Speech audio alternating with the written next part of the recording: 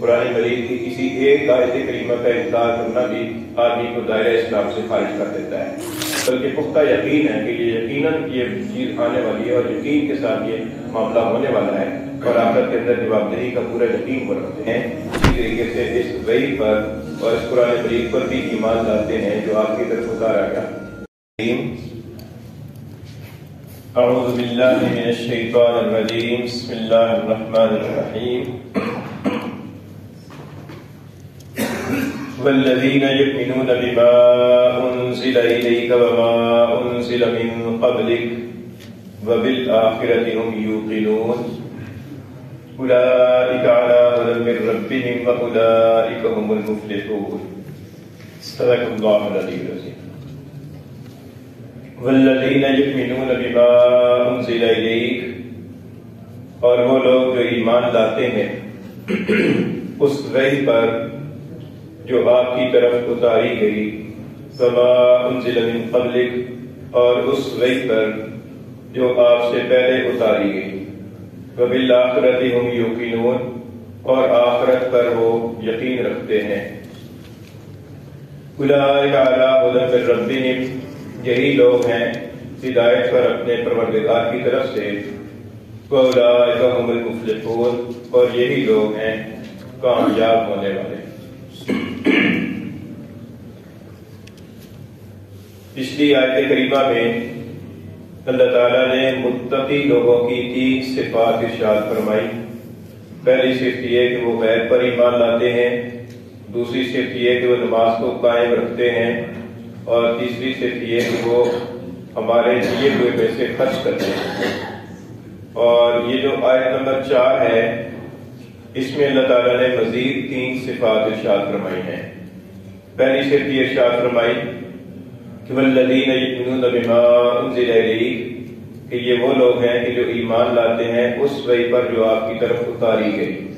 مراد اس سے قرآن مجید ہے۔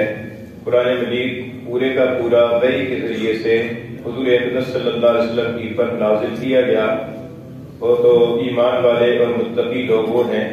کہ جو اس طریقے سے غیب پر ایمان لاتے ہیں، اسی طریقے سے اس وحی پر اور اس قرآن مجید پر بھی ایمان لاتے ہیں جو آپ کی طرف اتارا گیا۔ اور یہاں پر چونکہ ما انزل فرمایا ہے، اس لیے اس قرآن مجید کے علاوہ بھی حضور اقدس صلی اللہ علیہ وسلم کی پر دوسری جو وحی نازل ہوئی، جس کو احادیث کہتے ہیں یا حدیث قدسی کہتے ہیں، اور وہ متواتر ذریعے سے تواتر کے درجے کے ساتھ منقول ہوئی ہے، اس پر بھی یہ ایمان لاتے ہیں۔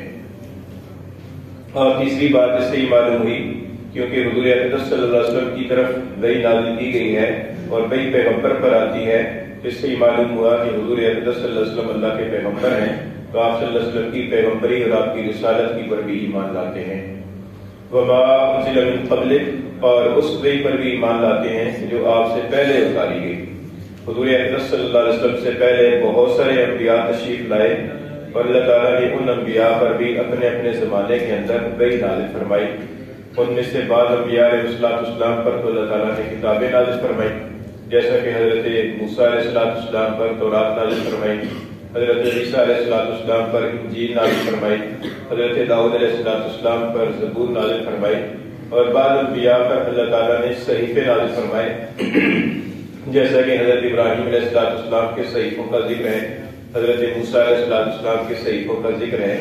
اور بعض انبیاء علیہ السلام کے اوپر اللہ تعالیٰ نے ویسے وحی نازل فرمائی، یعنی کوئی صحیفہ یا کوئی کتاب نہیں، لیکن ویسے ظاہر ہے کہ پیغمبر کی پر وحی آتی رہتی ہیں، اور پیغمبر جو ہے وحی کی روشنی کے اندر امت کو دعوت دیتے ہیں۔ تو جتنے بھی انبیاء پیچھے تشریف لائے ہیں، ان سارے انبیاء کی پر جس نبی کی پر جو وحی اللہ تعالیٰ کی طرف سے اتری ہے، اس ساری وحیوں کی پر یہ لوگ ایمان لاتے ہیں۔ علماء کرام نے لکھا ہے کہ حضور اقدس صلی اللہ علیہ وسلم کی طرف جو وحی نازل ہوئی ہے، اس وحی کی پر تو تفصیل کے ساتھ ایمان لانا ضروری ہے، کیونکہ یہ ہمارے پاس اسی طریقے سے ہو بہو محفوظ ہے، لفظ بلفظ حرف بحرف محفوظ ہے، اس لیے اس وحی کی پر تو تفصیل کے ساتھ ایمان لانا ہے کہ الحمد سے لے کر والناس تک جتنا بھی قرآن مجید ہے، اس سارے کی پر ایمان لانا ضروری ہے۔ قرآن مجید کی کسی ایک آیت کریمہ کا انکار کرنا بھی آدمی کو دائرہ اسلام سے خارج کر دیتا ہے۔ اور جو پچھلے انبیاء پر وحی آئی ہے، تو چونکہ وہ وحی مکمل صورت کے اندر محفوظ نہیں ہے، اس لیے اس وحی کے اوپر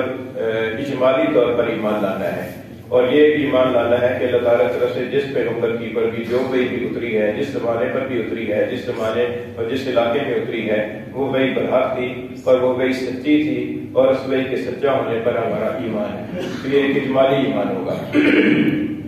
اسی طریقے سے پچھلے جو انبیاء تشریف لائے ہیں، تو ان انبیاء میں سے چند ایک کا تذکرہ تو ہمیں قرآن مجید کے اندر ملتا ہے، جیسا حضرت آدم علیہ السلام، حضرت نوح علیہ السلام، حضرت ادریس علیہ السلام، حضرت ابراہیم علیہ السلام، حضرت اسماعیل علیہ السلام، حضرت یونس علیہ السلام، حضرت ایوب علیہ السلام وغیرہ، اور بہت سارے انبیاء ایسے ہیں کہ جن کا تذکرہ ہمیں قرآن و حدیث کے اندر نام بھی نہیں ملتا کہ نام کیا تھا اور کس علاقے اور کس قوم کی طرف مبعوث ہوئے تھے۔ تو ان انبیاء علیہ السلام پر بھی اجمالی صورت کے اندر ایمان لانا ہے کہ اللہ تعالیٰ کی طرف سے جس زمانے کے اندر اور جس علاقے کے اندر جس قوم کی طرف بھی جو پیغمبر بھی بھیجے گئے، وہ پیغمبر اللہ تعالیٰ کی طرف سے بھیجے جانے کی پر ہمارا ایمان ہے، وہ اللہ تعالیٰ کے سچے پیغمبر تھے۔ یہاں پر یہ دیکھیے کہ اللہ تعالیٰ نے فرمایا کہ وما انزل من قبل، کہ جو آپ سے پہلے اتاری گئی اس کی پر ایمان لاتے ہیں۔ اللہ تعالیٰ نے یہ نہیں فرمایا کہ جو وحی پچھلے زمانوں کی ابھی موجود ہے اس پر ایمان لاتے ہیں، بلکہ یہ فرمایا کہ جو اتاری گئی، کیونکہ اتارے جانے کے بعد پھر لوگوں نے اس کے اندر کافی عرصے کے بعد تحریف بھی کر دی، تورات کے اندر تحریف ہو گئی، انجیل کے اندر تحریف ہو گئی۔ آج دنیا کے اندر لاکھوں اور کروڑوں بے بے حساب افراد ایسے ہیں کہ جن کے سینے کے اندر حضور اقدس صلی اللہ علیہ وسلم کی طرف نازل کردہ وحی الحمد سے لے کر والناس تک سینوں کے اندر لفظ بلفظ محفوظ ہے، اور بے شمار نسخے ایسے ہیں کہ جن نسخوں کے اندر قرآن مجید لکھا ہوا محفوظ ہے، لیکن کوئی دنیا جہان کے اندر کوئی ایک فرد ایسا نہیں ہے کہ جس فرد کے اندر وہ وحی اس کے سینے کے اندر محفوظ ہو کہ جو وحی اللہ تعالیٰ نے موسیٰ علیہ السلام پر اتاری تھی، یا وہ وحی محفوظ ہو کہ جو وحی اللہ تعالیٰ نے حضرت عیسیٰ علیہ السلام پر اتاری تھی۔ اور دنیا جہان کے اندر کوئی نسخہ ایسا نہیں ہے کہ جس نسخے کے اندر وہ وحی محفوظ ہو لفظ بلفظ کہ جو وحی اللہ تعالیٰ نے حضرت موسیٰ علیہ السلام پر اتاری تھی، یا وہ وحی محفوظ ہو کہ جو وحی اللہ تعالیٰ نے حضرت عیسیٰ علیہ السلام پر اتاری تھی۔ دنیا جہان کے اندر کوئی کتاب ایسی نہیں ہے، کوئی فرد ایسا نہیں ہے کہ جس کے پاس یہ وحی محفوظ ہو۔ یہ قرآن مجید کا خاصہ ہے اور قرآن مجید کا اعجاز ہے کہ قرآن مجید صدیوں بعد بھی لوگوں کے سینوں کے اندر بھی محفوظ ہے، اور قرآن مجید کے نسخوں کے اندر بھی تحریری صورت کے اندر محفوظ ہے۔ اور پھر تیسری بات اس کے اندر یہ ہے کہ اللہ تعالیٰ نے یہاں پر دو قسم کی وحی کا ذکر فرمایا، ایک وہ وحی کہ جو آپ کی طرف اتاری گئی، اور دوسرے وہ وحی جو آپ سے پہلے اتاری گئی۔ آپ کے بعد جو وحی اتاری جائے گی اس کا کوئی ذکر نہیں ہے۔ اس سے یہ معلوم ہوتا ہے کہ حضور اقدس صلی اللہ علیہ وسلم اللہ تعالیٰ کے آخری رسول ہیں، آپ خاتم النبیین ہیں، اور آپ صلی اللہ علیہ وسلم جس طرح آپ آخری رسول ہیں، آپ کی پر نازل کردہ یہ وحی آخری وحی ہے، اور حضور اقدس صلی اللہ علیہ وسلم کے وصال کے بعد وحی کا سلسلہ ختم ہو گیا، موقوف ہو گیا۔ اب کوئی شخص ایسا نہیں ہے اور نہ وہ آئے گا کہ جس کی پر اللہ تعالیٰ کی طرف سے وحی آئی۔ اسی سے یہ معلوم ہوتا ہے کہ حضور اقدس صلی اللہ علیہ وسلم آخری نبی ہیں، کیونکہ اگر آپ کے بعد بھی کسی پیغمبر نے آنا ہوتا تو یہاں پر یہ بھی ارشاد ہوتا کہ ما انزل من بعدک، کہ اس کی پر بھی ایمان لاتے ہیں کہ جو آپ کے بعد اتاری جائے گی، حالانکہ ایسا کوئی لفظ نہیں ہوا۔ اس لیے یہ معلوم ہوتا ہے کہ آپ صلی اللہ علیہ وسلم اللہ تعالیٰ کے آخری نبی ہیں۔ وبالآخرۃ ہم یوقنون، اور چھٹی صرف یہ ہے کہ وہ آخرت کی پر یقین لاتے ہیں، یقین رکھتے ہیں۔ تو یہاں پر آخرت سے مراد کیا ہے؟ آخرت سے مراد انسان کے مرنے کے بعد سے لے کر آگے ہمیشہ تک کا جو سلسلہ ہے، جو عالم ہے، جو زندگی ہے، اس زندگی کو آخرت کہتے ہیں۔ اہل ایمان کا یہ ایمان ہے کہ انسان کے مرنے کے بعد ایک اور زندگی، ایک اور طرح کی حیات اسے دی جاتی ہے، اور وہ حیات پھر ہمیشہ رہتی ہے۔ اس کے اندر قبر کا مرحلہ ہے، برزخ کا مرحلہ ہے، پھر حشر کا مرحلہ ہے، پھر حساب کتاب کا مرحلہ ہے، اس کے بعد پھر یا جنت ہے یا جہنم ہے۔ تو وہ جو مرنے کے بعد جو زندگی شروع ہوگی اس کو عالم آخرت کہا جاتا ہے۔ فرمایا کہ یہ آخرت کی پر یقین رکھتے ہیں۔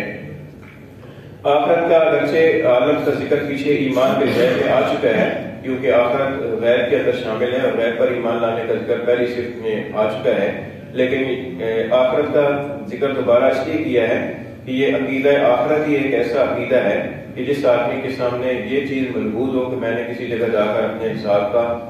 اپنے عمل کا حساب دینا ہے اور اپنے اعمال کی جواب دہی کرنی ہے، تو وہ انسان پھر اللہ تعالیٰ کی نافرمانی سے بچتا ہے۔ یہ عقیدہ آخرت ہی ایسا ہے کہ جو انسان کو سیدھی راہ پر رکھتا ہے۔ مرنے کے بعد حساب کتاب کا یہ یقین ایسی چیز ہے کہ جو انسان کو جرائم سے باز رکھتا ہے۔ اور یہاں پر یہ اللہ تعالیٰ نے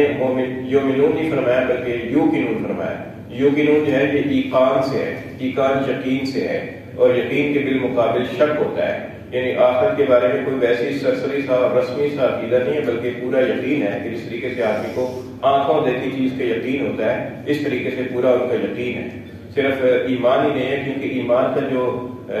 متضاد ہے وہ کفر اور تکذیب ہے، اور یہاں پر یقین فرمایا یقین کا جو متضاد ہے وہ شک ہے اور تردد ہے، یعنی یہ کوئی تردد نہیں ہے کہ پتہ نہیں مرنے کے بعد کچھ حساب کتاب ہوگا یا نہیں ہوگا، بلکہ پختہ یقین ہے کہ یہ یقیناً یہ چیز آنے والی ہے اور یقین کے ساتھ یہ معاملہ ہونے والا ہے، اور آخرت کے اندر جواب دہی کا پورا یقین وہ رکھتے ہیں۔ یہ صفات ارشاد فرمانے کے بعد پھر اللہ تعالیٰ نے ان حضرات کا انعام ذکر فرمایا کہ یہ لوگ آپ کے رب کی طرف، اپنے رب کی طرف سے ہدایت پر ہیں۔ اولئک علی ھدی من ربہم، یہ لوگ اپنے پروردگار کی طرف سے ہدایت پر ہیں۔ دنیا کے اندر تو انہیں یہ انعام ملا ہے کہ یہ راہ راست ان کو نصیب ہوئی اور حق کا راستہ ان کو نصیب ہوا اور حق کے راستے پر چلنے کی توفیق ہوئی، اور آخرت کے اندر یہ انعام ہوگا اولئک ھم المفلحون کہ یہ لوگ کامیاب ہوں گے۔ فلاح کا لفظ ہے، فلاح کا لفظ ایسی کامیابی کو کہتے ہیں کہ جس کامیابی کے بعد کوئی ناکامی کا کوئی امکان یا کوئی ناکامی کا کوئی کھٹکا نہ ہے۔ دنیا کے اندر انسان کو اگر کامیابی مل بھی جائے تو اس کامیابی کے ناکامی میں بدل جانے کا کھٹکا لگا رہتا ہے کہ ایسا نہ کہ یہ کامیابی ناکامی کے اندر بدل ہو جائے۔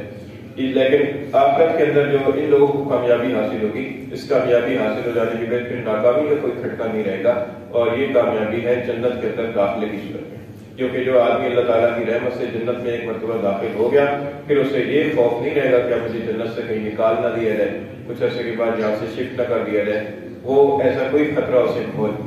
باقی نہیں رہے گا۔ اس لیے وہ کامیابی ہوگی ہمیشہ ہمیشہ کی کامیابی کہ جس کے بعد کوئی ناکامی کا امکان نہیں ہوگا۔